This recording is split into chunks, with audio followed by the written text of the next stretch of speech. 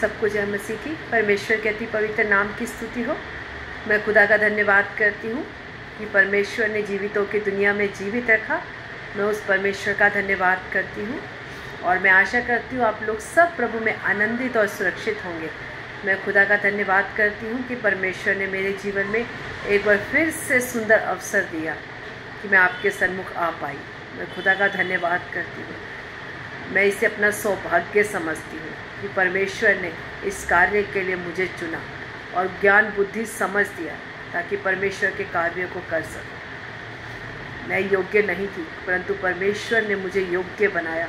मैं खुदा का धन्यवाद करती हूँ और मैं आशा करती हूँ आप लोग सब प्रभु में आनंदित होंगे, सुरक्षित होंगे और जितने प्रार्थना विषय आप कमेंट्स के ज़रिए देते हैं हम उस विषय पर प्रार्थना करते हैं। मैं विश्वास करती हूँ एक एक प्रार्थना विषय का परमेश्वर उत्तर देने जा रहा है। मैं खुदा का धन्यवाद करती हूँ। इसका वचन कहता है विलंब तो होता है परंतु उसमें धोखा ना हो। जिस विषय के लिए आप और मैं प्रार्थना कर रहे हैं शायद उसमें थोड़ा विलंब हो सकता है, लेकिन परमेश्वर विश्वास योग्य परमेश्वर, उसने कहा धोखा नहीं होगा। मैं अपनी बातों से मुकरने वाला परमेश्वर नहीं हूँ। जो मैंने वायदा किया, जो मैंने वाचा बांधी, मैं उस वाचा को पूरा करने वाला परमेश्वर। अब्राहम के जीवन में जब परमेश्वर ने वाचा बांधी, जब उससे वायदा किया मैं तुझे निज संतान दूंगा। मनुष्य उपाय दूसरे करने लग जाता है लेकिन परमेश्वर अपने वायदे को नहीं भूलता। इसीलिए हमें परमेश्वर के वायदे का इंतजार करना है, चाहे उसमें कितना भी समय लगे। यदि आपसे परमेश्वर ने कोई वायदा किया है तो परमेश्वर उसे पूरा करने के लिए विश्वास योग्य परमेश्वर है। उसने कहा समय तो लग सकता है परंतु धोखा नहीं होगा।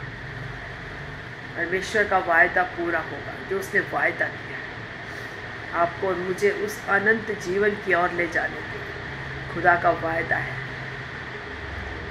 यीशु मसीह ने अपने चेलों से कहा मेरे पिता के घर में बहुत से स्थान हैं, अगर ना होते तो मैं तुमसे नहीं कहता कि जहाँ मैं रहूँ वहाँ तुम भी रहो। मैं खुदा का धन्यवाद करती हूँ कि परमेश्वर ने आपको और मुझे अपनी संतान बनाया और वायदा किया कि जहाँ मैं रहूँगा वहाँ मेरे साथ तुम भी रहोगे, क्योंकि पिता के साथ उसकी संतान भी रहती है। मैं खुदा का धन्यवाद करती हूँ। उस वायदे को पकड़कर एक विश्वास योग्य जीवन जीने के लिए खुदा आपकी और मेरी मदद और सहायता करे। हम कुड़कुड़ाने और बुड़बुड़ाने ना लग जाए। यदि हमारे काम में कोई विलंब हो रहा है तो हम दूसरे विकल्पों की ओर ना मुड़ जाए, परंतु विश्वास से और भरोसा रखकर परमेश्वर की ओर आगे बढ़े। और परमेश्वर उचित समय पर, God time is best time, जो परमेश्वर का टाइम होगा वो सबसे सर्वोत्तम होगा। वो अपने समय पर हर एक काम को आपके जीवन में पूरा करेगा। हालेलुया। धन्यवाद करती हूँ पिता परमेश्वर का। आइए हम प्रार्थना करें। खुदा के आगे अपने सरों को झुकाएं और परमेश्वर के आगे प्रार्थना करें, क्योंकि वो स्तुतियों और के योग्य खुदा है, वो प्रार्थना के योग्य परमेश्वर। आइए हम प्रार्थना करें। हालेलुया। धन्यवाद यीशु प्रभु, सामर्थी पिता परमेश्वर। हालेलुया। राजाओं के राजा, प्रभुओं के प्रभु यीशु नासरी, हम आपका धन्यवाद करते हैं। सेनाओं के महान यहोवा परमेश्वर, हम आपका धन्यवाद करते हैं।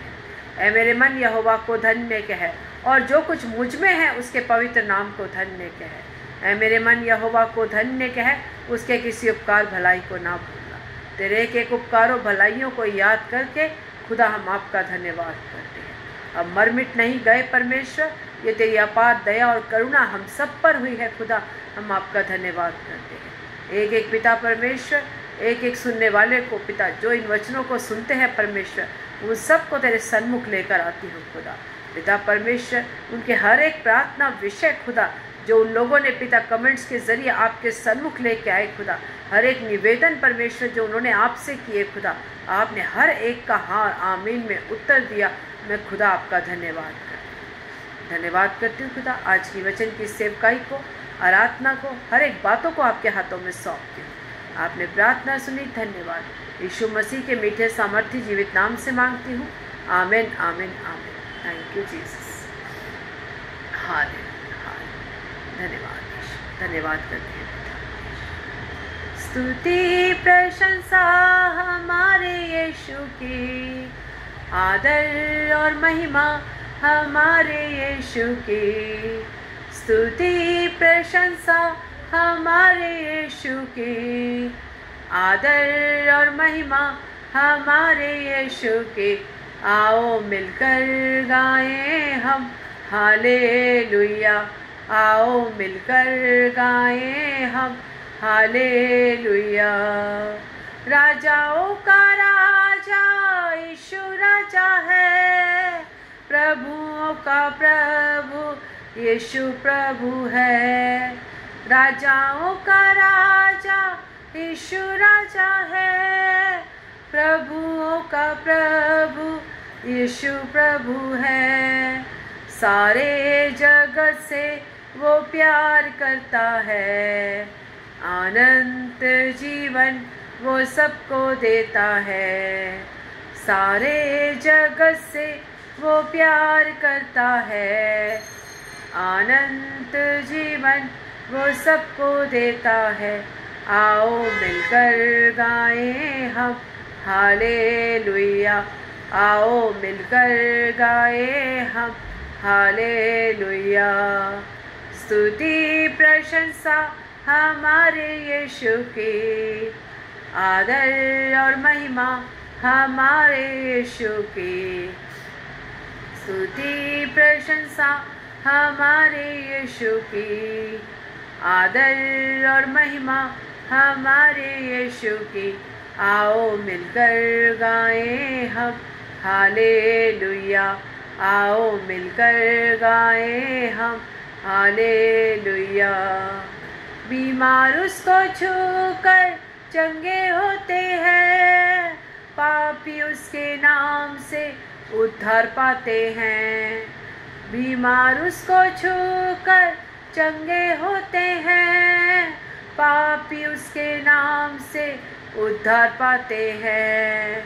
सारे जगत से वो प्यार करता है, अनंत जीवन वो सबको देता है। आमीन। सारे जगत से वो प्यार करता है, अनंत जीवन वो सबको देता है।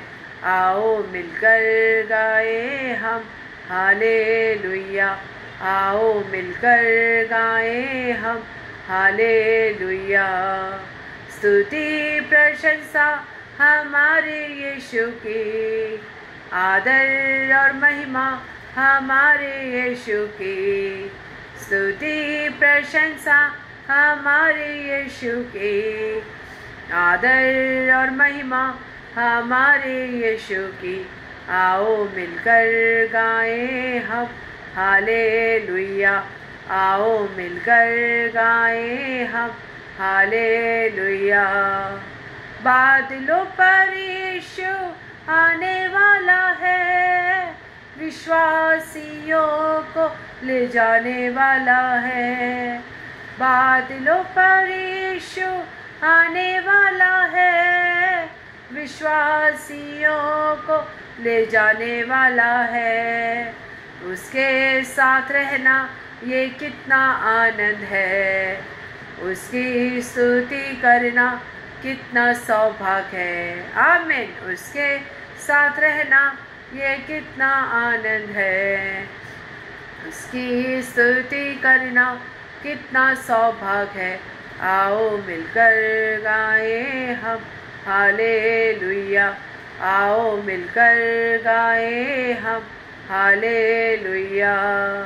स्तुति प्रशंसा हमारे यीशु की, आदर और महिमा हमारे यीशु की। आमीन। स्तुति प्रशंसा हमारे यीशु की, आदर और महिमा हमारे यीशु की।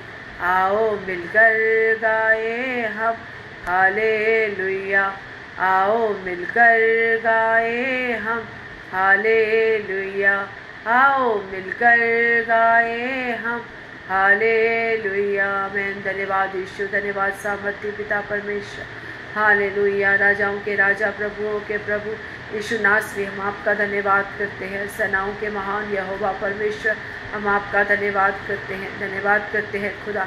आपने अब तक लेकर संभाला खुदा, हम आपका धन्यवाद करते हैं। अपनी आंखों की पुत्री के समान खुदा आपने हमें सुरक्षा प्रदान की परमेश्वर, हम आपका धन्यवाद करते हैं। अपने जीवन को खुदा आपके हाथों में सौंपते हैं। आज वचन की सेवकाई को पिता आपके हाथों में सौंपते हैं। जितने लोग इन वचनों को सुनते हैं खुदा, उनके जीवन में तेरा वचन बहुतायत से एक आशीष का कारण हो, एक आत्मिक उन्नति का कारण हो पिता परमेश्वर। तेरे वचनों पर चलने वाले बन जाए खुदा पिता परमेश्वर। तुझ में अपना समर्पण करने के लिए खुदा आप सबकी मदद और सहायता करें। धन्यवाद करती हूँ खुदा, आगे के समय को, अपने जीवन को, हर एक बातों को पिता आपके हाथों में सौंपते हैं। आपने प्रार्थना सुनी, धन्यवाद। यीशु मसीह के मीठे सामर्थ्य जीवित नाम से मांगते हैं, आमीन आमीन आमीन। धन्यवाद करती हूँ परमेश्वर का। परमेश्वर ने मेरे जीवन में बहुत सुंदर अवसर दिया कि खुदा के वचन से आपसे कुछ बता सकूँ। पवित्र आत्मा आज हमसे बोले और बातचीत करे। आज जो भी वचन आपके सन्मुख लेके आए वो पिता परमेश्वर पवित्र आत्मा के द्वारा, ताकि एक एक वचन आपके जीवन में जड़ पकड़ने पाए, यीशु के नाम से आमीन। आइए आज हम वचन की मनादी के लिए मत्ती 24 उसका जब हम 36 से लेकर 44 तक पढ़ते हैं। उस दिन और उस घड़ी के विषय में कोई नहीं जानता, न स्वर्ग के दूत और न पुत्र, परंतु केवल पिता। जैसे नूह के दिन थे वैसा ही मनुष्य के पुत्र का आना भी होगा। क्योंकि जैसे जल प्रलय से पहले के दिनों में जिस दिन तक कि नूह जहाज पर ना चढ़ा, उस दिन तक लोग खाते पीते थे और उनमें विवाह होते थे, और जब तक जल प्रलय आकर उन सब को बहा ना ले गया, तब तक उनको कुछ भी मालूम ना पड़ा। वैसे ही मनुष्य के पुत्र का आना भी होगा। उस समय 2 जन खेत में होंगे, एक के लिए एक ले लिया जाएगा और दूसरा छोड़ दिया जाएगा। 2 स्त्रियां चक्की पीसती रहेंगी, एक ले ली जाएगी और दूसरी छोड़ दी जाएगी। इसीलिए जागते रहो, क्योंकि तुम नहीं जानते कि मनुष्य का पुत्र किस दिन आएगा। परंतु यह जान लो कि यदि घर का स्वामी जानता होता कि चोर किस पहर आएगा, तो जागता रहता और अपने घर में सेंध ना लगने देता। इसीलिए तुम भी तैयार रहो, क्योंकि जिस घड़ी मनुष्य के विषय में तुम सोचते भी नहीं हो, उसी घड़ी मनुष्य का पुत्र आ जाएगा। सब बोले आमीन। परमेश्वर के एक सुंदर वचन के लिए मैं खुदा का धन्यवाद करता हूँ। परमेश्वर का वचन कहता है, जब हम देखते हैं कि नूह के दिनों में जब परमेश्वर ने नूह से कहा कि तू एक जहाज बना, क्योंकि मैं जल प्रलय करने वाला हूँ, और जाके तू सबको बता कि इस दिन जल प्रलय होगा। जो अपने आप को मेरे आगे समर्पण करे, जो अपने पापों से क्षमा मांगे, उसको जहाज में ले लिया जाएगा। लेकिन नूह ने परमेश्वर की बात पर विश्वास किया। जबकि हम देखते हैं जब जहाँ नूह रहता था वहाँ कभी उन्होंने बारिश ही नहीं देखी थी, लेकिन तब भी उसने परमेश्वर की बातों पर विश्वास किया और सब लोगों के पास जाकर उस सुसमाचार को बताया और विश्वास के साथ जहाज तैयार करने लगा। उसने एक एक के पास जाकर परमेश्वर के वचन को कहा कि अपने पापों से क्षमा मांग लो, व्यभिचार को छोड़ दो, अपने गुनाह को परमेश्वर के आगे मान लो और उससे क्षमा मांगो, क्योंकि वो क्षमा करने वाला परमेश्वर। लेकिन लोगों ने उसका ठट्ठा उड़ाया, उसे मजाक समझा परमेश्वर लोगों ने। उसने कहा, आज तक कभी हमने बारिश को नहीं देखा और ये क्या कहता है, बारिश आज जल प्रलय आने वाला है। आज भी परमेश्वर की बातों पर कोई विश्वास नहीं करता, हमारी बातों पर। जब हम परमेश्वर के वचन को लेकर जाते हैं कि यीशु आने वाला है, जल्द आने वाला है। अपने पापों को मान लो और क्षमा मांगो परमेश्वर से, ताकि उस अनंत आग की भट्टी में आपको ना जलना पड़े, उन दुखों और कलेशों में आपको ना रहना पड़े, परंतु परमेश्वर आपके लिए उस अनंत जीवन को रखा है। खुदा ने, परमेश्वर ने आपके लिए सब उस घर को तैयार किया है जहाँ परमेश्वर के पुत्र, जहाँ यीशु मसीह ने कहा, जहाँ मैं रहूँ वहाँ तुम भी रहो। किसी ने विश्वास नहीं किया और अंत तक वो खाते रहे, पीते रहे, आनंद मनाते रहे, गलत कामों को करते रहे, पापों में फंसे रहे। और हम देखते हैं कि जल प्रलय आया और सब कुछ नाश हो गया। जब बारिश शुरू हुई तो लोग दरवाज़ा खटखटाते रह गए, लेकिन जब परमेश्वर ने उस दरवाजे को बंद कर दिया। आज आपके पास समय है, क्योंकि परमेश्वर अपने लोगों को हर एक जन के पास भेज रहा है। ऐसा ना हो कि परमेश्वर का पुत्र आ जाए और आप लोग फिर कहो कि खुदा हमें ले, तो परमेश्वर आपके लिए कोई दरवाज़ा ना खोले और हर एक दरवाज़ा आपके लिए बंद हो जाए। हर एक क्षमा, जो अब ये समय है वो अनुग्रह का समय है। अपने पापों से क्षमा मांगो और परमेश्वर के सन्मुख आ जाओ, क्योंकि ना आप जानते हो, ना पुत्र जानता है, केवल पिता जानता है यीशु मसीह बादलों पर कब आएगा। उस समय हर एक घुटना टिक जाएगा, हर एक जुबान अंगीकार करेगी। वो जलजलाहट के साथ आएगा और रथों और घोड़ों पे आएगा सवार। तब जो लोगों ने मसीह को ग्रहण नहीं किया, जिस लोगों ने परमेश्वर को, अपना पुत्र को ग्रहण नहीं किया, वो चाहे रोते रहे, छाती पीटते रहे, चाहे चिल्लाते रहे, लेकिन कोई फायदा नहीं, कुछ भी फायदा नहीं होगा। कि परमेश्वर का वचन कहता है, आज ही प्रसन्नता का समय है, आज ही उद्धार का दिन है। जब तुम्हारे पास कोई सुसमाचार लेके आया, आज ही तुम्हारे उद्धार का वो समय है और प्रसन्नता का समय है। क्योंकि विश्वास, ये समय जो चल रहा है, परमेश्वर का ग्रेस का समय चल रहा है, परमेश्वर की दया और अनुग्रह का समय चल रहा है। और जितने यीशु मसीह को ग्रहण करते हैं, उस सबको परमेश्वर ने अपनी संतान होने का अधिकार दिया। जब खुदा बादलों पे आएगा तो उसके साथ हम लोग उठा लिए जाएंगे। दो लोग आटा पीस रहे होंगे, स्त्रियां, एक विश्वासी, एक अविश्वासी। विश्वासी को उठा लिया जाएगा और अविश्वासी यही रहेगा। आज आपके पास समय है, आज आपके पास हर एक चीज़, आपको यीशु मसीह को ग्रहण करने के लिए आज समय है। परमेश्वर का आगमन बहुत पहले हो जाता, लेकिन मेरा पिता नहीं चाहता कि एक भी जन नाश की ओर जाए, इसलिए उसने समय दिया, यह अनुग्रह का समय दिया, ताकि एक एक व्यक्ति परमेश्वर के नाम को जान सके और विश्वास कर सके कि केवल उद्धारकर्ता परमेश्वर एक ही है। इसने कहा, मार्ग, सत्य और जीवन केवल मैं ही हूँ, मेरे अलावा कोई मार्ग नहीं है, ना ही मेरे अलावा कोई सत्य है और ना ही मेरे अलावा कोई जीवन दे सकता है। जीवन का, पतरस ने कहा, उसके चेलों ने कहा, जीवन का सोता तो खुदा तेरे पास है। पतरस ने कहा, हम कहाँ जाएं? जीवन का सोता, अनंत जीवन की बातें तो केवल तेरे पास हैं, तुझे छोड़कर हम कहाँ जाएं? उसने कहा, जो इस जल से पिएगा वो कभी प्यासा नहीं रहेगा, जो इस रोटी से खाए, जीवन की रोटी को खाएगा, वो कभी भूखा नहीं रहेगा। आज क्या हम अपने आप को, क्या परमेश्वर का वचन आपसे कह रहा है? अपने आप को जांचें और देखें। यदि आपके कानों में परमेश्वर का सुसमाचार आपने सुना है कि यीशु उद्धार करता है और आप विश्वास करते हैं, तो आपके लिए एक समय है आज का। आने वाला समय क्या होगा हम नहीं जानते, क्या होने वाला है केवल पिता जानता है। इसीलिए बड़े डर और भय के साथ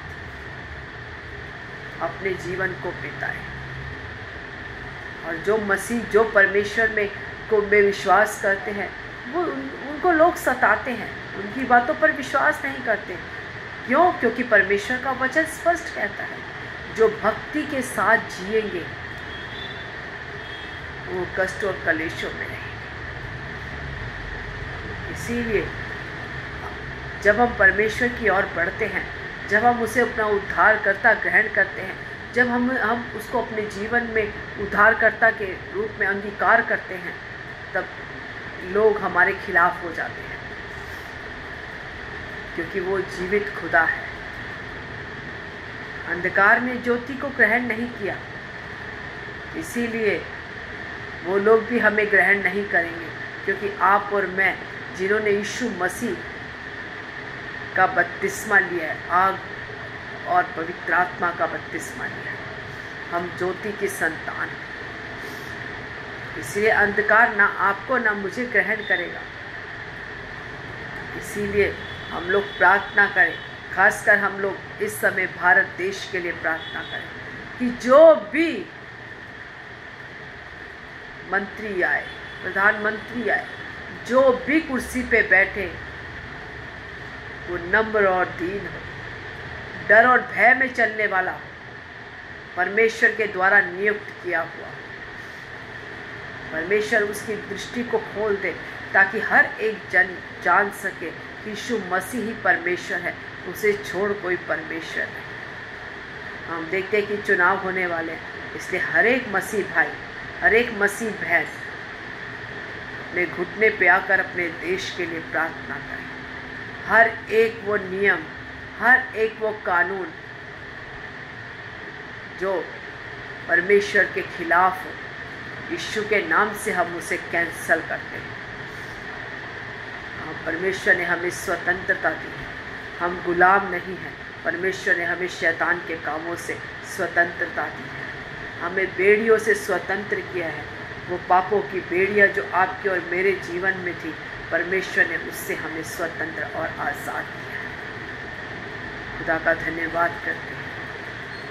यदि आपने प्रार्थना करना नहीं शुरू किया, तो आज से आप अपने भारत देश के लिए, जो भी चुनाव होता है उसके लिए प्रार्थना करें, ताकि कोई किसी के खिलाफ ना खड़ा हो, परंतु परमेश्वर न्यायाधीशों को, मंत्रियों को, सबको बुद्धि ज्ञान समझ दे।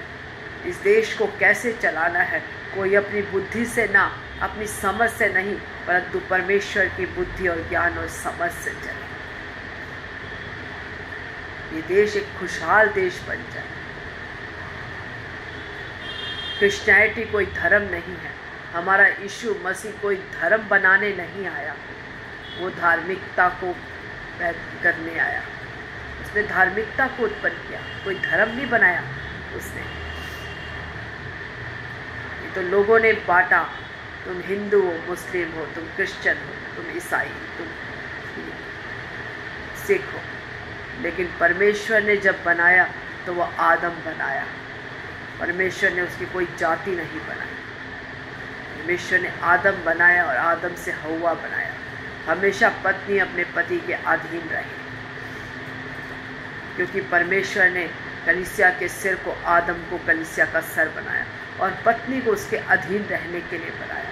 जब हम परमेश्वर की आज्ञाओं को चलते हैं, उसके कामों को पर पूरा ध्यान देते हैं, तब हमारे जीवन में अद्भुत काम होता है। हमेशा पति पत्नी मिले रहें, प्रेम से रहें। जिस घर में पति पत्नी आपस में प्रेम से रहते हैं, वो घर आशीषित रहता है। इसीलिए हर एक पत्नी अपने पति की अधीनता में रहे और पति अपनी पत्नी का इज्जत, मान और सम्मान करे। क्योंकि जब एक घर स्वस्थ होता है, जब एक घर खुशहाल होता है, तो फिर एक देश खुशहाल होता है। इसीलिए हम अपने घर को पहले, जो भी बिगड़ी हुई परिस्थिति है उसे ठीक करें, फिर हम अपने देश के लिए प्रार्थना। यदि हमारा घर अच्छा होगा, सब लोग अच्छे होंगे, हम खुशहाल जीवन में रहेंगे, तो हमारा देश भी खुशहाल है। इसीलिए प्रेम और एकताई से रहें और अधीनता में रहें, डर भय में रहें। हाल ये वचन आपके जीवन में बहुत से आशीष कर। आप प्रार्थना करने वाले बने, आप परमेश्वर के आगे अपने वचनों, अपनी प्रार्थनाओं को रखने वाले बने, क्योंकि परमेश्वर का वचन कहता है जब मेरे लोग घुटने पर आकर प्रार्थना करेंगे तो मैं उस देश को ज्यों का त्यों कर दूंगा। जब खुदा के लोग प्रार्थना करते हैं तो परमेश्वर परिस्थितियों को बदल देता है। इसीलिए हम लोग प्रार्थना करें अपने देश के लिए, अपने परिवारों के लिए, अपने कुटुंब परिवारों के लिए, सबके लिए प्रार्थना करें कि परमेश्वर का राज्य हमारे बीच में प्रकट हो। हालेलुया, धन्यवाद। वचन आपके जीवन में बहुत ऐसे आशीष। आइए हम प्रार्थना करें। धन्यवाद यीशु, सामर्थी पिता परमेश्वर, हालेलुया, राजाओं के राजा, प्रभुओं के प्रभु यीशु नासरी, हम आपका धन्यवाद करते हैं। सेनाओं के महान यहोवा परमेश्वर, हम आपका धन्यवाद करते हैं।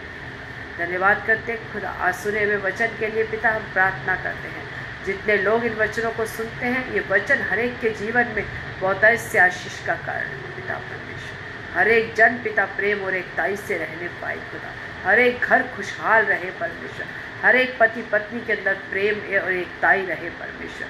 बच्चे अपने माँ बाप का आदर और सम्मान करें खुदा परमेश्वर। सबके जीवन में खुदा आप काम करें परमेश्वर। तेरे वचनों को मारने वाले बन जाए, तेरी आज्ञाओं पर चलने वाले बन जाए। हालेलुया, वचन बहुतायत से पिता आज हर एक सुनने वाले के जीवन में आशीष का कारण। धन्यवाद करती हूँ आगे के समय को, अपने जीवन को, हर एक बातों को पिता आपके हाथों में सौंप। आपने प्रार्थना सुनी, धन्यवाद। यीशु मसीह के मीठे सामर्थ्य जीवित नाम से मांगती हूँ, आमीन आमीन आमीन।